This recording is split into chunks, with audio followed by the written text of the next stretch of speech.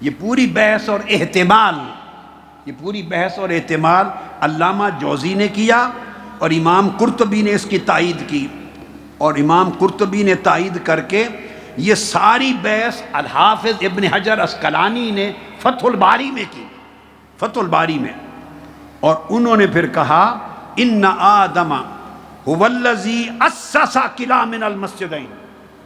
آدم علیہ السلام ہی مؤسس ہیں، انہوں نے ہی کعبہ مسجد حرام بنائی ہے اور انہوں نے ہی جا کر مسجد اقصی بنائی ہے۔ اور حافظ ابن حجر اسقلانی نے اس چیز کو بیان کیا کہ جب ان آدم لما بنى الکعبۃ امرہ اللہ بالسیر الی بیت المقدس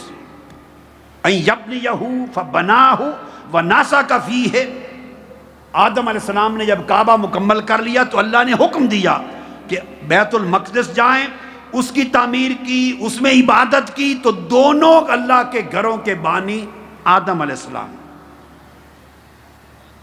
اس کو ابن ابی حاتم نے بھی بیان کیا اور کہا قیل انہ لما صلی الی الکعبہ، آدم علیہ السلام نے جب نماز کعبہ میں پڑھ لی تو امر بالتوجہ الی بیت المقدس فاتخذ فیہ مسجدا وصلی فیہ، پھر حکم ہوا کہ آدم اب بیت المقدس جاؤ اور وہاں بھی میری ایک مسجد اور عبادت گاہ، میرا گھر بناؤ۔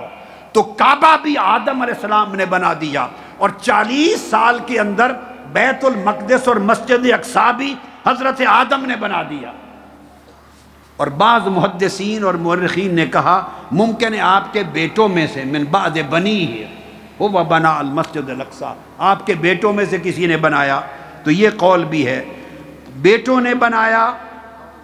بعض نے کہا نوح علیہ السلام کے بیٹے نے، جس نے بھی بنایا 40 سال کا عرصہ آقا علیہ السلام نے متعین کر دیا، خواہ مؤسس آدم علیہ السلام ہو خواہ آپ کا کوئی بیٹا ہو، مگر 40 سال کے اندر اللہ کے دونوں گھر بن گئے۔ اس لیے علامہ عینی وہ عمدۃ القاری میں بیان کرتے ہیں، شرح صحیح البخاری، اور وہ بھی بیان کرتے ہیں کہ ابراہیم علیہ السلام جس طرح کعبہ کے مؤسس نہیں، بانی نہیں، اسی طرح سلیمان علیہ السلام مسجد اقصی کے بانی نہیں، بانی آدم علیہ السلام ہیں یا ان کے صاحبزادے ہیں، اور ادھر آدم علیہ السلام، اور فرمایا کہ انہوں نے بنائی یا ان کے بیٹے نے بنائی، مگر 40 سال کے عرصے کے اندر مسجد اقصی بھی تعمیر ہو گئی۔ اب اس کو امام جلال الدین سیوطی نے بھی بیان کیا سنن نسائی کی شرح میں، اور امام سلیوطی نے مسلم کی شرح الدیباج میں بھی بیان کیا۔ مقصد بات کہنے کا یہ کہ یہ بات ائمہ محدثین نے طے کر دی، مورخین نے، کہ مسجد اقصی بھی اسی زمانے میں بن گئی تھی، اور آقا علیہ السلام نے زمانہ متعین کر دیا کہ 40 سال بعد بن گئی۔ اب سوال پیدا ہوتا ہے کہ جب کعبہ بھی اس دور میں بنا اور مسجد اقصی بھی اس دور میں بنی، اور مسجد اقصی آدم علیہ السلام کے زمانے سے موجود تھی، اللہ کے 2 گھر تھے، تو سادہ بات ہے ان خطوں میں رہنے والے وہاں جاتے، انبیاء بھی اور ان کی امتیں بھی، اور اس خطہ مکہ کے قریب رہنے والے یہاں آتے۔ اب اس خطوں میں رہنے والے چل کے مکہ معظمہ کیوں آتے تھے؟ اس وقت تو الگ سے فضیلت نہیں تھی، الگ کوئی فضیلت تو نہیں تھی کہ کعبۃ اللہ افضل ہے بیت المقدس سے، اس وقت تو حکم وارد نہیں ہوا تھا،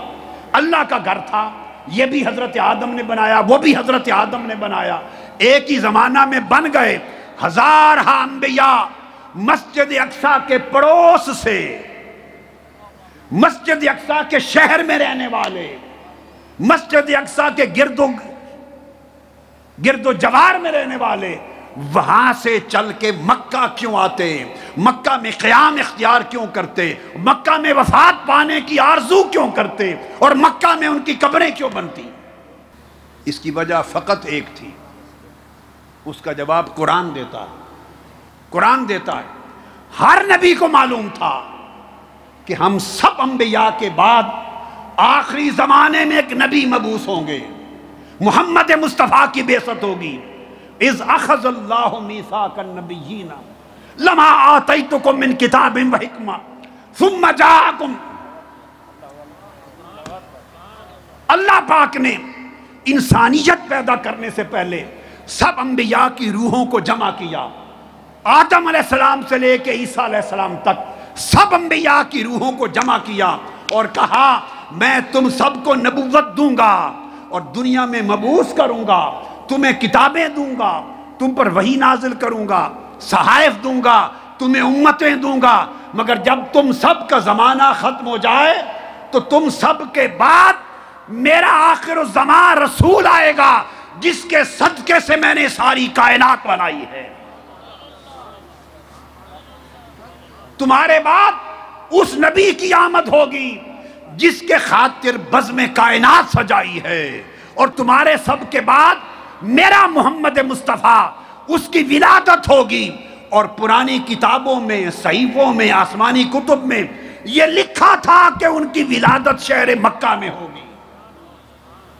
مکہ میں ولادت ہوگی، یہ کتابوں میں لکھا تھا۔ یہ بھی درج تھا کہ ہجرت کریں گے کھجوروں والے شہر میں۔ ہر نبی اپنی امت کو کہتا تھا کہ اگر میرے زمانے میں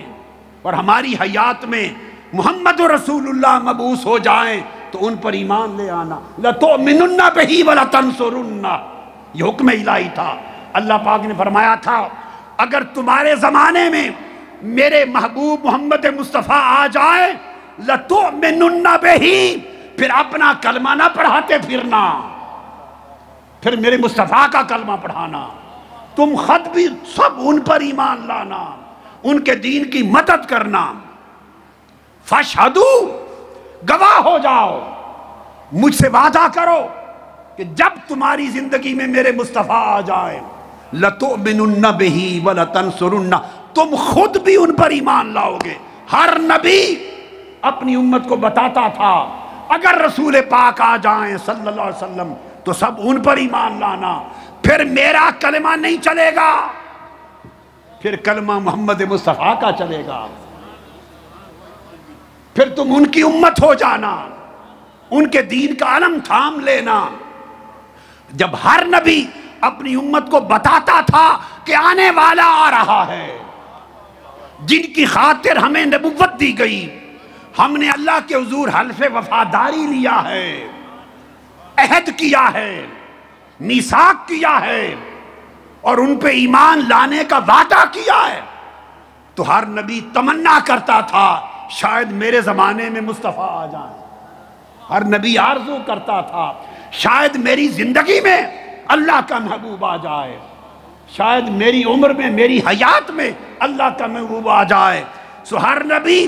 اس وقت تک اپنے ملک میں رہتا جب تک اس نے اپنا فریضہ نبوت کا ادا کرنا تھا، ان کو کلمہ پڑھانا تھا، انہیں شرک سے نکالنا تھا، انہیں توحید کی طرف بلانا تھا۔ جب تک اپنا فرض اپنی قوم میں ادا کرتے رہے اتنا عرصہ رہتے تھے، دل بیتاب رہتا تھا، دل بیتاب رہتا تھا کہ میرا فرض ختم ہو تو میں اس شہر میں جاؤں جہاں محبوب خدا آ رہے ہیں، شاید میرے زمانے میں آ جائیں، شاید میری ملاقات ہو جائے، شاید ان کا دیدار کر لوں، میں ان کا کلمہ پڑھ لوں۔ تو وہ نبی بن کے رہنے کی بجائے مصطفیٰ کا امتی بن کے رہنا چاہتے تھے۔ مبارک ہو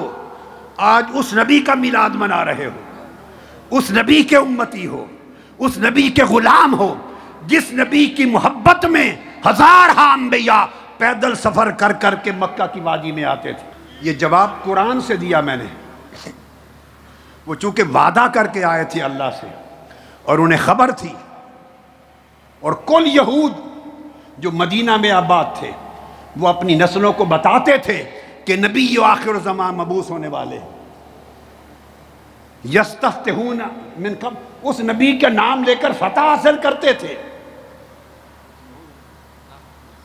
حضور کی نام وسیلہ دیتے تھے، اے اللہ ہمیں کافروں پر فتح عطا کر، اس نبی کے صدقے جنہوں نے آنا ہے۔ تو سارے انبیاء، بات کعبے کی نہیں تھی، بات کعبے والے کی تھی۔ کعبے کے لیے نہیں، کعبہ تو جیسے خدا کا گھر ادھر تھا اللہ کا گھر ادھر بھی تھا،